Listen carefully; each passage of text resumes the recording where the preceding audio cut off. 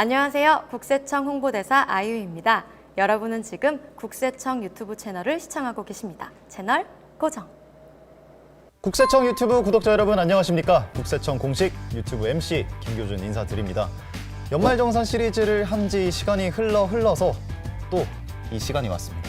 저희가 또 연말정산 하면 떠오를 수 있는 이 분이 계십니다. 안녕하세요. 국세상담센터 세안남 이도헌 조성환입니다. 네, 세수 안 하는 남자 아니고요. 세법을 안내해주는 남자입니다. 네, 명칭을 바꾸지는 않았군요. 네, 저는 뭐 한 번 꽂히면 끝까지 갑니다. 알겠습니다.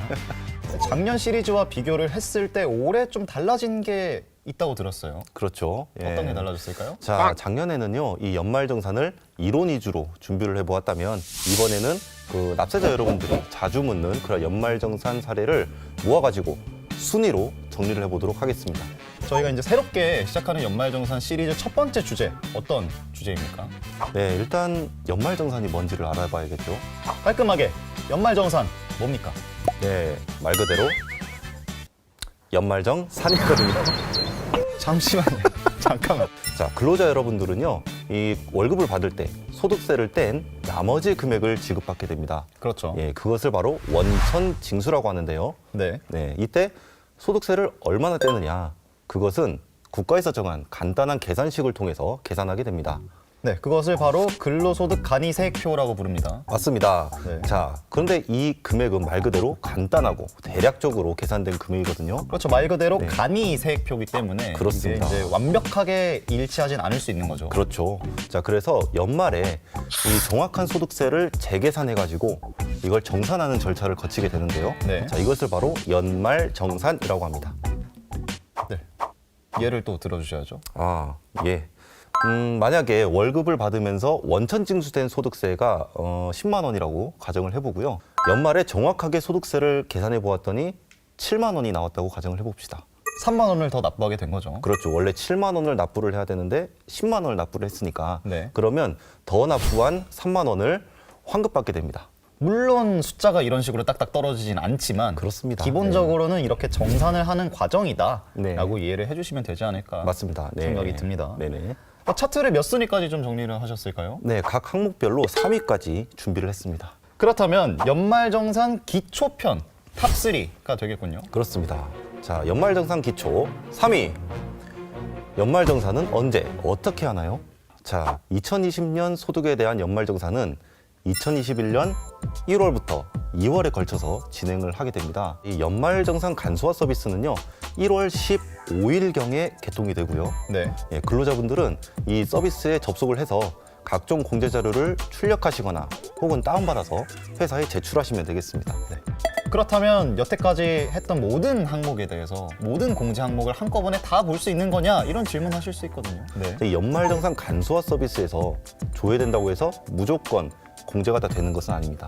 간소화 서비스에서 조회되는 이 항목들이 과연 공제 항목에 해당이 되는지 여부를 반드시 체크를 해보셔야 됩니다. 이렇게 1월에서 2월 사이에 이렇게 또 자료를 제출하게 되지 않습니까? 네, 그렇습니다. 그렇게 자료를 네. 제출하고 난 다음에 프로세스는 어떻게 되나요? 네, 그러면 이 회사에서 이제 진행을 하게 되는데요. 자, 회사에서는 2월 말까지 이 근로자들의 공제 자료를 검토를 하고요. 네. 그리고 근로소득 원천징수 영수증을 작성해가지고 근로자에게 발급해줘야 됩니다. 그리고 또 한 가지, 3월 10일까지 이에 대한 원천세 신고서하고 이 근로소득 지급 명세서를 세무서에 제출해야 됩니다. 만약에 뭐 세금을 환급을 받는다거나 아니면 더 내야 된다거나 이러한 정보가 만약에 발생을 했어요. 네, 네. 그러면 그거는 세무서가 직접 근로자한테 주는 겁니까? 아, 그렇지 않습니다. 자, 이 연말정산 환급세액은요, 회사에서 세무서에 신청해서 지급받게 됩니다. 다시 근로자들에게 각각 지급을 하게 되는 과정을 거치거든요. 이 연말정산 결과 환급세액이 발생했는데 도대체 나는 언제 받을 수 있느냐라는 질문은요, 사실 세무서가 아니고 회사에 문의를 하셔야만 정확한 안내를 받으실 수가 있습니다. 그렇다면 이제 차트의 2위 살펴봐야겠죠. 2위. 자, 이직했을 때는 연말정산 어떻게 하나요? 실제로 회사에 소속이 옮겨지는 경우에 연말정산 어떻게 하면 될까요? 자, 그림을 한번 보실까요? 네, 그림 자, 또 있습니다. 자, 그림을 보시면 이 근로자가 A 회사에 근무를 하다가 네. 8월 달에 퇴사를 했고요. 그리고 10월 달에 B 회사로 옮겼습니다. 네. 네. 자, 여기서 이 연도 중에 중도 퇴직한 경우에는요, 이 퇴직하는 달에 급여를 지급할 때 회사에서 연말정산을 실시하게 되거든요. 네. 네. 자, 그림을 보시면 8월에 퇴직을 했는데 이 8월 급여를 9월에 지급을 합니다. 그렇습니다. 네. 그러면 9월에 이 A 회사에서는 이 퇴직한 사람에 대한 연말정산을 실시를 하고요. 네. 그리고 근로소득 원천징수 영수증을 작성해서 퇴직한 사람에게 10월 말까지 발급해 주어야 합니다. 이 영수증을 받고 나오셔야 그렇습니다. 마음이 받으셔야 편하실 수 있습니다. 네. 10월부터 출근을 하게 됐다면 이제 B 회사에서 근로한 만큼의 또 근로소득액이 나오지 않겠습니까? 그렇습니다. 이제 연말에는 그러면 B 회사에서 연말정산을 진행을 하게 되겠죠. 네. 그런데 반드시 기억하셔야 될 부분, 바로 A 회사의 근로소득을 합산하셔야 됩니다. A 회사에서 발급받은 원천징수 영수증을 B 회사에다가 제출을 해줘야 되죠. 만약에 좀 사정이 생겨서 이전에 퇴직했던 회사에서 원천징수 영수증을 좀 받기가 어렵다라고 하시는 분들은 어떻게 좀 할 수 있을까요? 내용이 동일한 근로소득 지급명세서를 2021년 4월 말경에 국세청 홈택스에서 조회를 할 수가 있습니다. 네.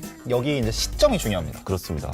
비회사에서 연말정산을 하는 그 시점인 1, 2월에는 조회가 되지 않는다는 뜻이에요. 그렇습니다. 그냥 비회사 근로소득만 연말정산 하시면 되겠습니다. 그렇습니다. 네, 그 후에 2021년 5월 종합소득세 신고 기간에 개인적으로 종합소득세 신고를 통해서 A 회사의 근로소득과 B 회사의 근로소득을 합산하시면 되겠습니다. 종합소득세 신고 기간에 좀 정상적으로 이렇게 신고를 할 수 없었던 분들이 있을 수도 있지 않습니까? 그렇습니다. 그런 분들은 좀 어떻게 해야 될까요? 그거는 잠시 후에 공개를 하도록 하겠습니다. 60초 광고가. 네, 그렇다면 이제 대망의 기초편 1위. 1위. 대망의 1위. 놓친 공제가 있는 경우 어떻게 하나요? 자, 제가 평소에 자주 하는 말이 있거든요. 납세자 여러분들에게. 어떤 말씀을 하십니까?